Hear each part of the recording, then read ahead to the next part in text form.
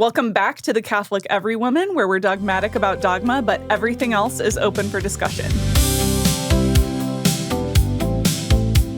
I am Anna Sutton, and today we are talking about issues of purity culture and over-domineering parents and victimhood personality types. And this is all through the person of Persephone, the deity of Persephone. Yeah, so let's get into mythology really quick. Persephone has such a fascinating and tragic story. I mean, there's a lot of tragedy in the She's our least favorite goddess. Yeah, she is. Just a lot of problems. So first of all, we have Persephone is the daughter of Demeter and Zeus. So not a strong start there with Zeus already. Yeah, she had daddy issues. And mommy. Gosh, like poor Persephone. So of course, Zeus is a problem. That's no surprise. Persephone is the goddess of spring growth and return of spring after the barrenness of winter. She is queen of the underworld. So she kind of has like a dual life, dual responsibility. And she is the goddess of grain and fertility of the earth. So this is different from like womanhood fertility. Mm-hmm. It's more like earthly fertility. All right. So once upon a time, Persephone was picking flowers in a meadow. And she was youthful and bright, and she was out with her mother, but she kind of got far away. And at this time, Hades, the god of the underworld, perceived Persephone as beautiful and youthful, and he wanted her. They are always beautiful. Yeah, so the earth opened up. Hades ascended from the underworld in a golden chariot and kidnapped her. Demeter, there was nothing Demeter could do. And I don't think Demeter saw that Hades took her. Her daughter vanished. And for Demeter, the mother type, this was the worst thing that could have happened. Okay, Persephone gets taken to the underworld by Hades against her will, raped and made to be his unwilling bride. Okay. While in the underworld, especially in the early years, she descended into a deep depression, as one would. As one does in the underworld. Exactly. Yes. So during this time, Demeter scoured the earth and she asked Zeus for his help. Hey, let's find our daughter. And he was like, whatever, I don't care, because he's the worst. But eventually, after a great deal of time had passed, Zeus was finally like, okay, I'll help you. She's in the underworld. So you can go down there and negotiate. Now, one would think that after having been in the underworld unwillingly and is now, she was this goddess of spring, all things lovely. In the underworld, okay, there's death and whatnot, that she would be just dying to get out of there. Pardon the pun. Dying to get out. That she would run into her mother's arms and flee from Hades. But over time, Persephone fell in love with her captor. And Demeter said, okay, I have the ability to bring you up out of the underworld, so come with me, my daughter. Before she did, Hades offered her pomegranate seeds. Which we should address the pomegranate in the room. Yes, we have the pomegranate in the room. Who painted this beautiful painting? I did. Yeah. I was kind of wanting to try my hand at still life, so I think pomegranates are really cool fruit. I personally don't really like to eat them. I think the seeds are annoying. They're very difficult to eat. Yeah, there's so much seed and not a lot of juice. Uh-huh. But they are beautiful. Yeah. So I painted this pomegranate, and I thought it would be fun to bring it today since part of Persephone's fate involved a pomegranate. Mm-hmm. I'm mostly proud of that painting, except that at least 3 people have said, oh, look, a red onion. So let us know in the comments, is it a pomegranate? Is it a red onion? It's clearly a pomegranate, but if I painted anything even remotely close to that good, I would hang it in prime place in my home. I can barely draw a stick figure. Oh, well, that's okay. Different gifts. Okay, back to the pomegranate. Yes, okay. The story. So she ate the pomegranate seeds. Yes, so Hades was like, here you go. And I'm sure he was very sneaky about it. Eat these pomegranate seeds. And Persephone knew, if I eat this, I will be bound to the underworld in some way. It was not just a gift. There was a tether to it. So when Persephone got up out of the underworld with Demeter, Demeter asked her, "Oh, my daughter, did you eat anything before you left?" And she's like, "Yeah, I was going on a trip. Of course I did." So she said, "Yes, I ate pomegranate seeds. Hades made me." Oh, yes. She played the victim. She did. She lied to her But mother. also, like, how toxic does your relationship with your mom have to be? Like, I think this is reflective of how bad things were with Demeter, that she, like, was literally happier in hell. Yeah. Yeah, I mean, and I think there are a lot of Persephone women out there that maybe they get into a marriage with someone who they're settling for just to get away from their parents. Their life. Yeah. If their home life was awful, then it would make sense that they would, I mean, in the Greek archetype, it's an extreme, like, but they would even stoop to marrying someone as evil as a Hades to just escape that overbearing. Well, also, it's a pretty common phenomena that women become attached to their abusers. It is. Yeah. That's pretty normal. Yeah, unfortunately. So when Persephone said, "Oh, mother, yes, I ate the pomegranate seeds," of course, it was easy for Demeter to blame Hades. You know, of course he did. Yeah, and he raped you too, and he's pure evil. Which is true, but so the consequence was that every winter the Greeks believed that Persephone descended back into the underworld to be with Hades, her lover captor, her man, and then every spring she would return to her mother Demeter and with her bring the springtime, the flowers, the rebirth of the fruitfulness of the earth. Yeah. So why is, like, Persephone our least favorite? What is it about her flaws that make her so much worse? Yeah, I think for me, Persephone represents passivity. Persephone represents a really weak sense of identity. Given choices, Persephone kind of lets things happen to her instead of saying, like, this is what I want. I mean, case in point, if she just wanted to be with Hades, she could have said no to her mother. She was an adult. Yeah. No, I'm choosing Hades. But instead, she kind of lied and manipulated a little bit. She got the compassion of her mother. Right. Oh, yeah. The compassion of her mother, and was able to lean into that victimhood. And I'd imagine, oh, no, it's winter. I have to go back. Oh, Mom, I'm going to miss you. Yeah, right. So I think, like, the dependency can be really toxic within families very quickly. You know, parents who they kind of handicap their children in ways that keep the children dependent on the parents for everything, for wisdom, decisions, not helping foster autonomy and a sense of identity in their children. So anytime there's a big decision to be made, they're relying on the parents to make it for them. Or passivity, dependency within a marriage is also a huge problem. Yeah. This is like a lesson also against gentle parenting. Gentle parenting. Yeah. Yeah, that's a good one. I mean, I've said it before. I'll say it again. Parents, it's okay if your children are a little bit uncomfortable. It's good for them. Okay, so tell me about why Persephone is your least favorite goddess archetype. She is just, like, she really does play the victim. I think that's just such an annoying thing to do. Like, whenever somebody plays the victim, I was like, ah. But I'm maybe a little softer on Persephone. I do see her as more of a victim. I think that I would have loved in her story, like you said, that if she had just chosen Hades, if she had just been like, this is what I want.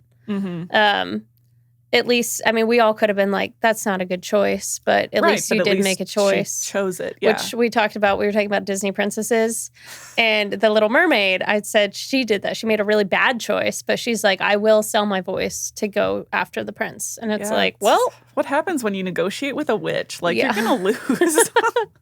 Yeah, right. Even if you're a mermaid. So, yeah, she's just always a victim of her circumstances, which is kind of annoying. And even, like, the rest of her existence, it's like you're pulled here, you're pulled there. You're never, like, free to do what you want to do. Yeah, yeah. And we talked about sometimes how modern women, they kind of play the victim card or they're complainers. Like, yes. Oh, no, this happened to me. I have this hardship. Or, if they're in their depression phase of Persephone, it's like, okay, obviously coming to a friend and immediately problem solving is not always the best way to go about helping someone. But at the end of the day, if this has been going on for years and years and they're gaining favor from others based on like a victim mentality, then that's rewarding them and it's keeping them there. Yeah. And I think that's really sad. But how are you able to show someone the mirror and say, you're doing this? Like, oh, every time you feign illness or weakness, that's how you get attention from your husband and friends. Instead of, okay, where are your strengths, right? Persephone had a lot of strength in beauty and growth, but instead of leaning into that or women leaning into their strengths and developing an identity, I think their identity gets really enmeshed with people that they perceive are more powerful than they are. Yeah. Jane Austen has a lot of these elements in her books too. Like the unlikable characters are always like kind of play the victim, kind of dramatic, kind of whiny. Oh, like the mother in Pride and Prejudice. She's like the perfect example of this. Bennett. Have you no compassion on my poor nerves? Where it's like everyone should feel sorry for me because I don't feel good because I'm ill because my life is hard, whatever. And it's like, no. Get over it. Stop. So Persephone is kind of like that. But the biblical parallel of Persephone is actually, I think, like the redeeming storyline, like the ideal beautiful. And that is Ruth. Yeah. So Ruth was very much a victim of circumstances in that she got married. She was not an Israelite, but she got married to an Israelite man who his family had fled because of famine, which was the wrong thing to do. But then her husband died, her father-in-law died, her brother-in-law died, everyone died except her mother-in-law and her sister-in-law. And so her mother-in-law is like, I'm going back to Israel. Naomi, yes. And Ruth was so loyal to her mother-in-law. She's like, I'm going with you. So she made that action. She had a very healthy relationship with her mother-in-law. Yes. Maybe she had an unhealthy relationship with her mother and she's like, no, get me out of here. No, I love that so much. I read the book of Ruth a couple weeks ago. And I was just so happy to see a wonderful daughter-in-law, mother-in-law relationship. Yeah. Yeah, the quote is, whithersoever thou shalt go, I will go. And whither thou shalt dwell, I will also dwell. It's like, I'm not leaving you no matter what. And Naomi tried to she's like, no, you're young. You can get married again. Yeah. Yeah. Obviously, she had no children at that point, so. No, but I just love that tenderness. Well, and the key thing Ruth said was, your people shall be my people and your God my God. So she submitted herself under the God of Israel, right? Which has been the theme of all these women in the Bible. They, for all their faults and all their issues, they find their strength in God. Absolutely. So Ruth she goes back to Israel with Naomi, and then she's like, okay, we need food, so I'm going to go glean in the fields, which meant as the men were working and gathering grain, the women would walk behind, and whatever they dropped, they would pick up and they would eat it. They would make it into grain. Yeah, and so the Persephone parallel there is Persephone changed worlds and went to the underworld. Ruth changed worlds, went to the nation of Israel, and Ruth was gleaning grain, corn, I think, specifically, and Persephone is the goddess of grain and fertility. So there are some parallels, but Ruth did it right. Ruth did it well, yeah. And so she was in the fields of Boaz, Ruth and Boaz are the grandparents of King David. And Boaz was kind to her. He had kind of heard her story. He knew that she had been kind to Naomi. And so he told his men, don't hurt her, don't rape her, don't sexually assault her, don't hurt her, and drop extra grain for her to pick up. And so Naomi, when Ruth brought home all this food, she was like, oh, you're in a good place. Stay there. Boaz will watch out for you. You kind of get the impression in this story that it was kind of a dangerous, these women were pretty vulnerable to the men working in the fields. Yeah, vulnerable goddess. There we go. Yeah, because Boaz intentionally says, don't hurt her. And Naomi says, you'll be safe with Boaz. So was Ruth also described as beautiful? Did Boaz notice her in particular because of her beauty or more because she was kind of like a stranger? He actually noticed her because of her character. I think this is the first woman we've talked about who's noticed because she's a good person. Yeah, he says he had heard that she was kind to Naomi and he noticed her. Although, I think she was quite young in comparison to him because later on he says how kind of you to even want me. Okay. You get the impression Boaz was maybe not, he was still single, maybe kind of homely. We don't know. So Naomi was like, all right, we got to lock this in. I love Naomi because she's really strategic. Naomi is not a vulnerable goddess. She Maybe is more strategic. of an Athena. Yeah. She's like, I mean, she was taken out of Israel by her husband. And as soon as like he died, she's like, we're going back to Israel. And then when she sees this potential with Ruth and Boaz, she's like, he's our kinsman redeemer, which means he's in the line of, our family line. And so like he has basically a right to marry you. But there was one closer. So she's like, all right, get dressed up nice, take a bath, put on some perfume and jewelry, literally crawl in his bed. Okay, the way I read it was he was like lying down in a barn, like on the floor, and she laid down at his feet, like kind of perpendicular. Yeah, I mean, she didn't like crawl in and seduce him, but she did crawl in his bed. She did sneak in and lay at his feet and wait for him to wake up. And it was after they had been processing the grain, so probably it was a bunch of men. They were kind of drinking. Like, she put herself in a really, really vulnerable position. Yeah, because if he woke up and was like, a woman, what an opportunity. Well, that and like even if anyone saw her there, they would assume. I mean, she was already a foreigner and she was already a widow. So maybe she's like, I've got nothing to lose. We'll just do this. Wow. Yeah. So it really was like a Hail Mary taken by the biblical women. I know. They were, my gosh. They were, not afraid. Or they were afraid, but they did it anyway. So, yes. So Boaz wakes up and he's like, oh, wow. But he's like, and she says, like, spread your cloak over me. Like, she essentially says, please marry me. Okay. And because you're my kinsman redeemer. And he's like delighted and like, how kind of you to like choose me and to notice me. I will do this right away. And the very next day he talks to the first guy kinsman, who had rights. And then, he marries her and she becomes the grandmother of Jesus. And they have babies of David. But she is in the line of Jesus. Yes. And they have babies and they take Naomi into their home and basically she saves the day. Awesome. So also, I love the healthy mother-in-law, daughter-in-law relationship here because you could imagine, okay, your daughter-in-law was previously married to your son and you might be attached to that relationship. But after Ruth was a widow, she's like, no, it's okay. You can get married to someone else who's actually not my son anymore. I think that probably took a lot. Maybe. I've always sort of thought, I don't know this. This is completely how I feel about the story.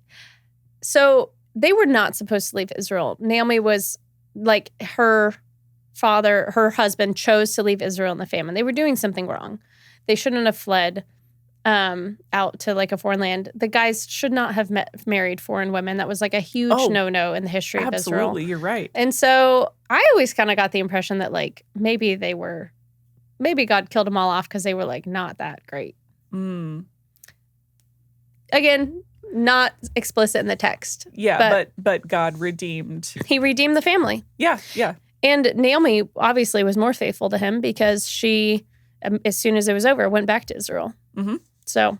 Right.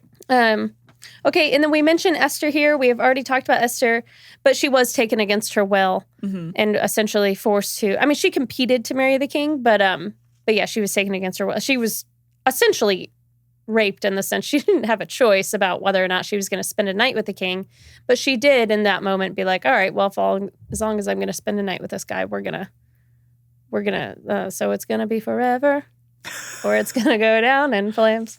All right. Another Taylor Swift reference of the episode. Well, it's on the mind because that was what she put on their like little wedding. This is very strange about the Swift-Kelsey wedding. I don't know anything about it except that it was in Madison Square Garden. Okay, well, there's not a lot known about it. They've done a really good job keeping it secret. But the little handkerchiefs that all the guests had, there was a picture leaked of one, and it said like Taylor and Travis, the wedding date, and then it said, so it's going to be forever, ... But the follow-up lyric is, or it's going to go down in flames. Oh my gosh. So, I mean, that's openly Travis's favorite song of hers. And so maybe that's just like, he's like, maybe that's just what they wanted. But it is kind of a funny, you're like, but we all know the following lyric. Yeah, anyway. Well, maybe they wanted that like, haha, tongue in cheek, like, or else. Yeah, embroidered on handkerchiefs. But yeah, so anyway, Swift on the mind. Taylor Swift is not Persephone. No, No. Taylor Swift is. Well, we already called her Hera. Who is a Persephone? Who's a victim in our culture? I was trying to think Is there a about pop this. culture victim? Maybe a Disney. Oh, Britney Spears. Ooh. Britney Spears is a train wreck. Was a victim of the Disney Channel. Was a victim of her father. Finally, like the whole world was like, free Britney from this crazy, insane, like legal mess that has her enslaved to her father. And now she's freed, and everyone's like, ooh, maybe she shouldn't have been freed. She is a wreck. Poor thing. I feel bad. Maybe I'm supposed to because, like, the victim, yeah. I mean, she is. Like, she's had an insane life. I don't think being a Disney star is a good upbringing for anyone. No, there was the Mickey Mouse Club. That's what she was in. Yeah. She was Mickey Mouse Club. But, like, Hilary Duff grew up as a Disney star. She's doing great. Yeah. Yeah. She's fine. Apparently, Britney Spears even like had a totally different singing voice, and they like had her. Actually, she's a great Persephone. Now that I'm thinking about it, they had her change her singing voice to be more of that like little girly sound. Like she had this gross. very like little, like small. Gross. Let's not do that. I think that's a huge problem in modern pop culture, is making women look more and more like little girls. Yes. Okay. So this is what we were talking about with like the reason this feeds into like purity culture. Let's go. Is because the messages in purity culture and in like I Kissed Dating Goodbye, which is the book I grew up on. I never read this. Yeah, this was a very like evangelical world thing. Okay. It was massively popular when I was young. It was written by a 19-year-old who had never been married. A 19-year-old man, a boy.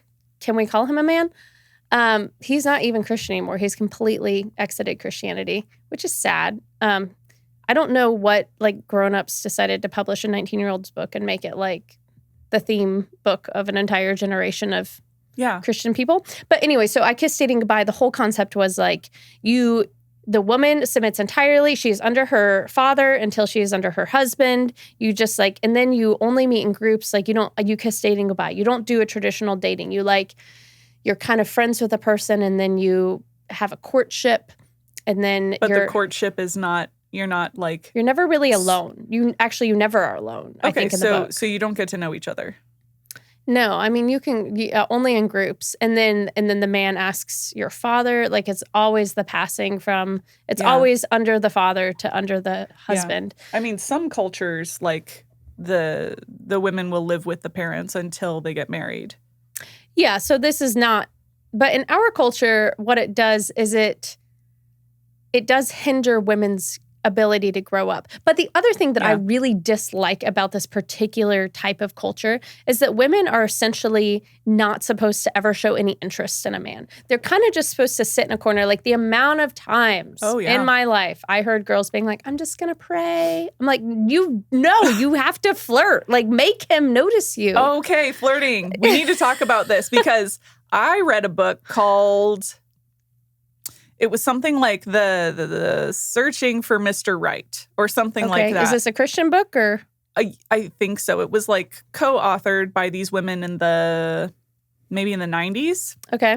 And it was all about like, if you pursue a man in any way whatsoever, you're going to have a miserable marriage. Okay, because very similar messaging. Men are supposed to pursue. So never call a man first. Never text him first.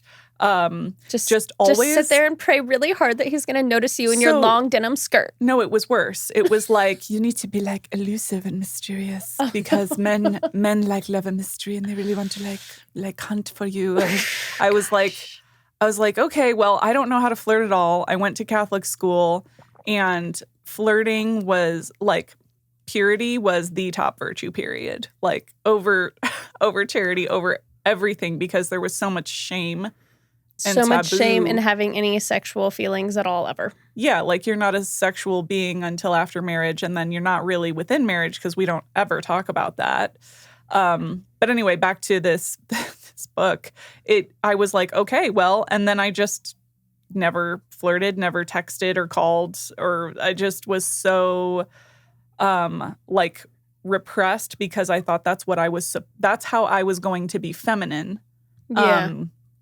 And so kind of certain influences of my upbringing would say things like competitiveness is not a feminine virtue. And so you're not supposed to want to be competitive. You're not supposed to compete. You're not supposed to play sports. You should always be the Persephone. Always be a victim of your life. Be passive. Just sit around and wait for someone to rape you in a field. You're a woman and you're supposed to receive all things. Yeah. And so it was kind of like really hard for me to integrate that because it wasn't my natural personality. But then I had this fear of if I have an identity and a stronger personality or I want to compete, then I'm called a feminist and or a liberal or something like that. Yeah. So I think a lot of women's lives were destroyed by this movement because they didn't get married because men actually have a really hard time reading a woman if she's just sitting in a corner hoping he notices her. It's never going to work. Okay, if you are exceptionally beautiful. Okay, every church group, there's always the one girl that every guy wants. Oh yeah, that was Do you have the name? Friends. We'll Did remain she nameless. sing? Did she sing? In my world, it was always the girl who helped singer. lead worship. Yeah, that's so funny. No, I since I wasn't really extroverted and bubbly and flirty, men just did not approach me, and I was also really tall, which I was insecure about because a lot of cute boys were short. And also, if you're always being told be a damsel in distress, be smaller, be sweeter, like Brittany, change your voice so you sound more like a little girl. It's pushing women more and more to be just small victims of their circumstances all the time. It's ridiculous. Yeah, and I don't actually think that's attractive to men. I think it's attractive to some men, but I think in the nitty-gritty of living out day-to-day life in marriage, it's really problematic because then you actually just have dead weight on your hands. If a woman is supposed to be a helpmate, you don't want to marry someone who can't help herself at all.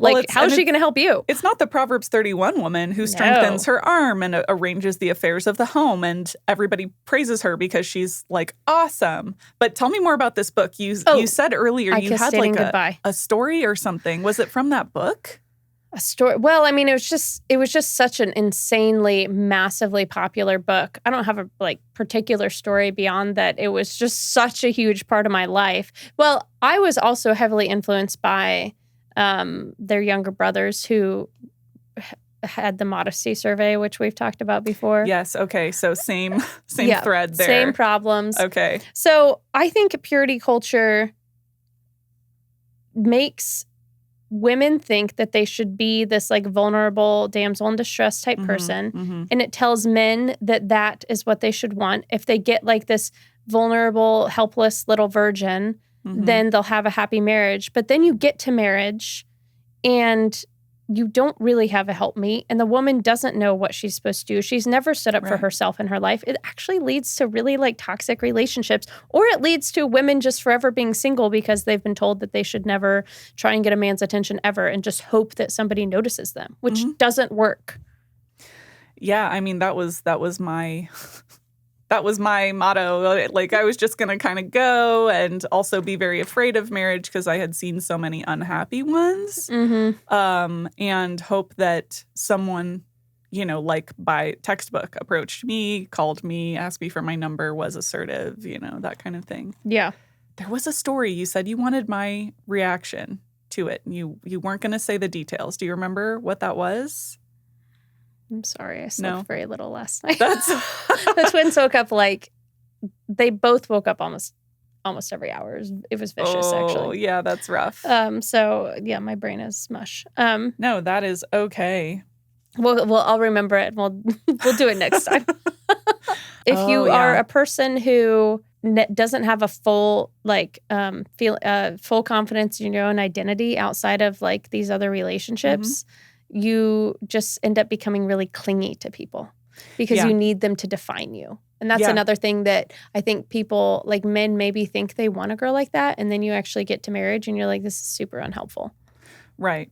I mean, if one doesn't have an identity and they just kind of swim over to different, stronger people, then they become a chameleon. And that's exhausting. Like it's really hard to be a chameleon always. And like you said, if a man marries a girl like that, that's going to be exhausting too, because she's going to be looking to him to make all the decisions and tell her what she's supposed to do in every circumstance. Yeah, and if she's always relied on her parents to do that, then it's also going to create really difficult like in-law relationships. Yeah, and I think there's a point to like when entering a marriage, you don't want to lose yourself.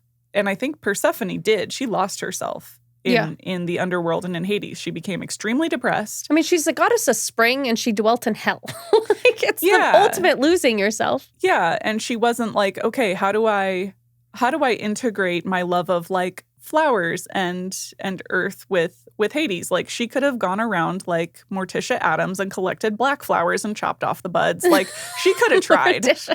Be like Wednesday Addams.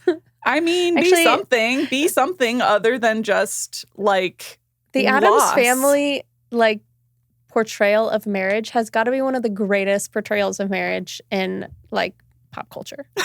It's the best. It's hilarious. Yeah. Yeah. And it's so like oddly healthy and delightful. Like they so love each other. They do. And things are so dark. But I love how Morticia Addams is so feminine and she's ages so gracefully. And she's dark and she's still sexy and she's still a loving mother. Love her. Yeah. So I guess the takeaway, it's funny, this series we've been saying like there's a place for every woman and we get to Persephone and we're like, not this one. Don't be like Persephone. Be like Ruth. Be like Ruth. Ruth is the redemption of Persephone. So if you are a Persephone, if you are, or like you've been raised to be passive, becoming like Ruth or looking to Ruth, maybe asking for her intercession to just make decisions, find identity, and it's okay to make mistakes. I think that's another thing Persephone couldn't tolerate. She couldn't tolerate being truthful to her mother. I chose the pomegranate seeds.